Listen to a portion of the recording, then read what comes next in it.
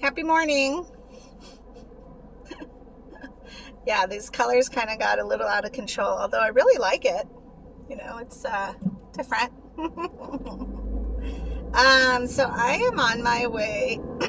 Sorry.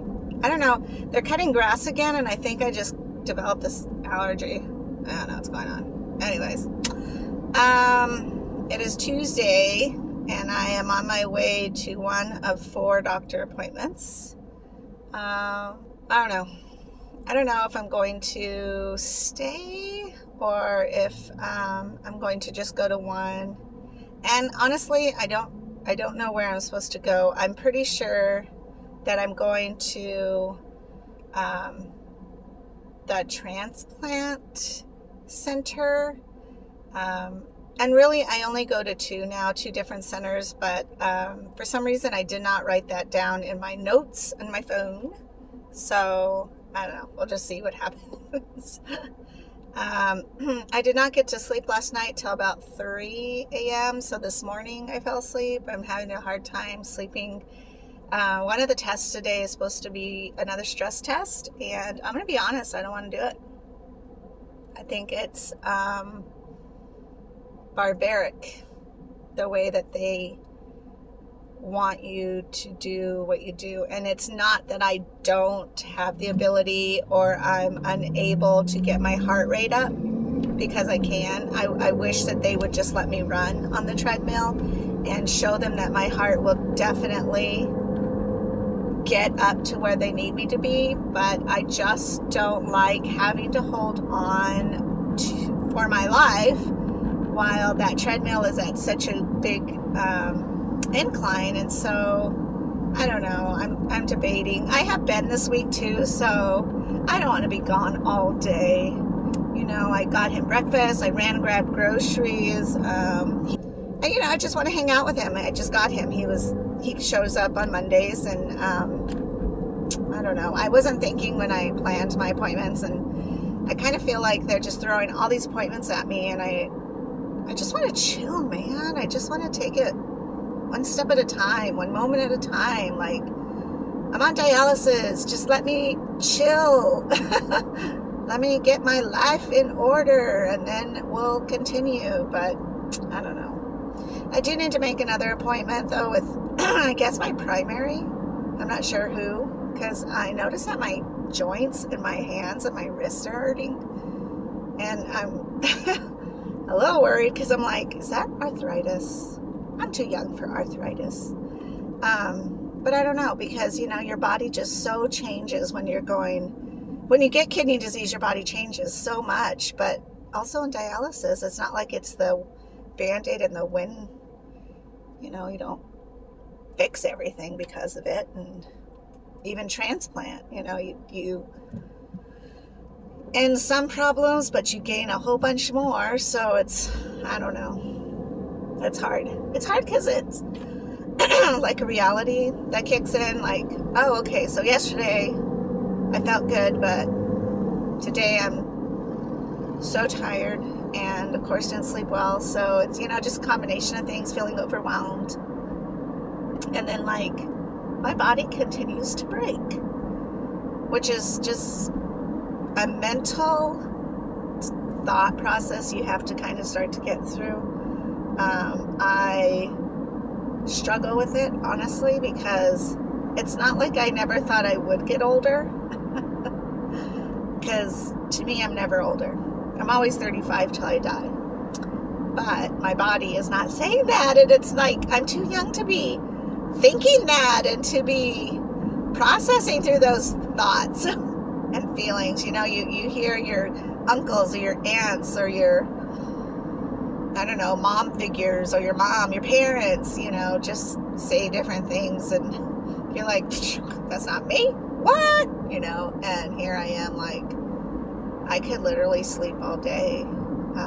Thank God for Ben, because I'm gonna make some cookies later, and I'm gonna make a salmon meal of some sort. So I don't know, but I don't want to be out doing this. Although today's a lovely day in Tucson. We're having the chilling temperature of like 96, I think, 92. And last night it stormed, so Tucson was blessed with rain.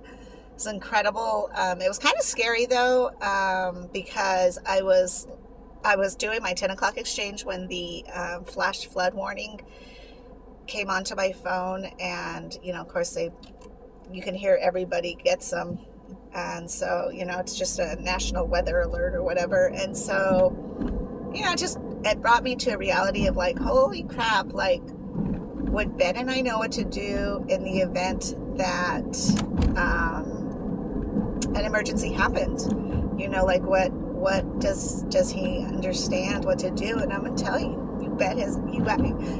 you bet your ass he does, because I taught my kids to be very quick on their feet, to think logically, to not panic, to find solutions, and he totally knows what to do, in the event that I get hurt, where my information is, who to call, because when you're on dialysis, you do call, of course, what you need, like 911, the police, firemen, whatever, but you also need to call your dialysis center, and they need to know all the time if anything medical is going on with you, especially when it comes to hospitals, emergency rooms, and things like that, because you are a different type of patient, and the biggest concern for them will always be infection. And just because you're going to a hospital, which is a life-saving place, doesn't mean that everyone practices the same sanitary things. So I don't know. But it's good to know that Ben does know what to do, and I do have a pack, and I'll do that video later on, that I have to have in order to grab and go in the event that an emergency does happen. And quite funnily, about, I want to say maybe 6 years ago, we had a huge monsoon come in that was just really terrible. And again, Tucson has gotten so much better with flooding, but really in the beginning we didn't have anything great. But monsoons show up, and there's trees that topple, cactus that get flung. You think you can die of the dry heat here, and you can, but I'm like, God, think about people who are impaled by the cactus, when the big winds come and so forth. So anyways, my apartment was actually in the paper because the tree had fallen into the apartment. A giant branch had broken off and smashed to my apartment, and it was before my apartment was my apartment. But when I moved into the complex, I specifically moved there because they accepted pit bulls, and at the time I had my two lovelies, Mr. Smokey, who's doing beautifully, and then Miss Rivers, and that apartment complex would take pit bulls. So I moved there purposely because of that reason. And then when I moved in, they said, well, we have two apartments available. One's on the bottom floor. And I'm going to tell you, I have been through too many monsoons in Tucson to ever live on the bottom floor. I want to live on the second, if not third floor. And so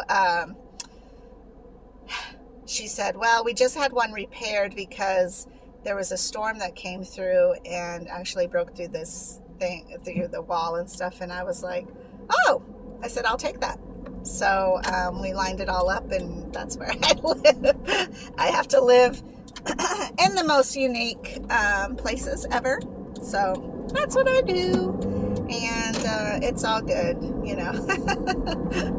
But last night it was kind of like, whoa. I didn't think about storms. You think of things much, much differently, like, could you imagine if, like, Tucson super flooded, and I've driven my car through Tucson's floods unwisely, but it was when I was like, nothing can hurt me and I'm invincible.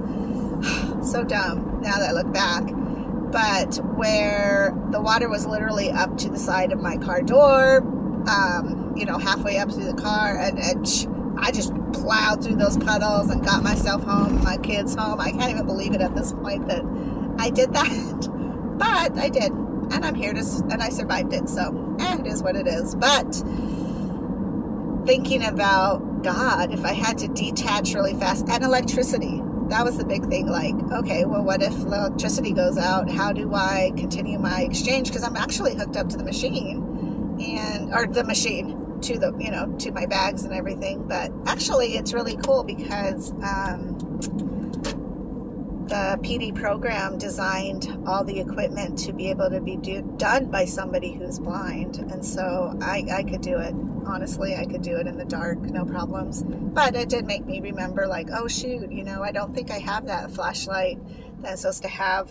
And but I do have my pack ready in case I had to, detach, grab, go, and then finish as a drain or a fill someplace else, But then I thought, God, could you imagine if we really flooded, like Noah's Ark flooded, and then, like, first of all, I don't know what would happen, because I can't take, like, Noah's like, hey, bring, 2 animals. And I'm like, could I bring, like, all my dialysis bags?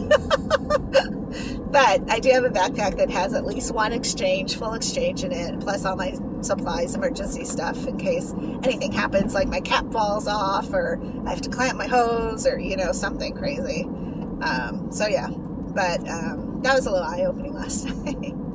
All right, I'm almost there, and I will talk to you guys later. I'm going to show up my bride personality. I hope you lovelies have a good day. I love you. Thank you for the support. Thank you for listening and watching. And it's very cool to talk to people, because, I'll be doing something random, and somebody will come up and be like, oh, I saw your YouTube video, and that was crazy how you do this or that. Or, like, that's so cool what, you did for 4th of July and stuff. And, it's, again, I just want to remind everybody that even though we do have diseases and things get in our way, we can still live life. Just got to figure it out. And I think definitely I'm learning, like, boundaries, and especially with the medical field, like, hey, 1 appointment a day. This is crazy. I can't do all this all in one swoop. Because it's just too exhausting. I have to drive across town, and and I sit in the waiting rooms and I freeze to death, and then if I'm not freezing to death, I'm hot as hell, and then if I'm not hot, then it's like I'm so sleepy I'm falling asleep. It's just the way it is. So I just really need to be more dedicated to where am I going, and 1 a day. So we'll see what happens. I might be back to you in like 5 minutes where they're like, you don't have an appointment today. I wouldn't be surprised. So, love you guys. Peace out. Okay, so they didn't have me in the schedule. She looked in all of the forums or groups or platforms that I could possibly be added to, and she said that she had nothing on me at all. So I have to call my case manager and just reschedule through her, which is fine. Like I was saying, I'd rather go home and spend the day with Ben. But, it's a little inconvenient to drive all the way across town for at least not one of them, which I was going to do the echo, so it wasn't that much of a big deal. But, I mean, I don't know. The Lord works in mysterious ways, I guess. Anyways, the receptionist was so nice. Like, both of them were so sweet, and they were like so apologetic. And I was just like, no, man, don't stress. It's not, I don't know what happened to me, you. Of course, the transplant department's just different, because even though they work out of this department, this is actually the main cancer department. And so, I don't know, people share buildings and different testing and so forth. So it's not anybody's fault. I don't feel upset about that or like anything, but it's cool because I get to go home. But the ladies were super nice, and one of them gave me this. She had a couple of rocks, and she's like, pick out one because you came all this way, and and we're so sorry. And I was like, oh my gosh, that's so wonderful. So now I'm torn between keeping it or rehoming it.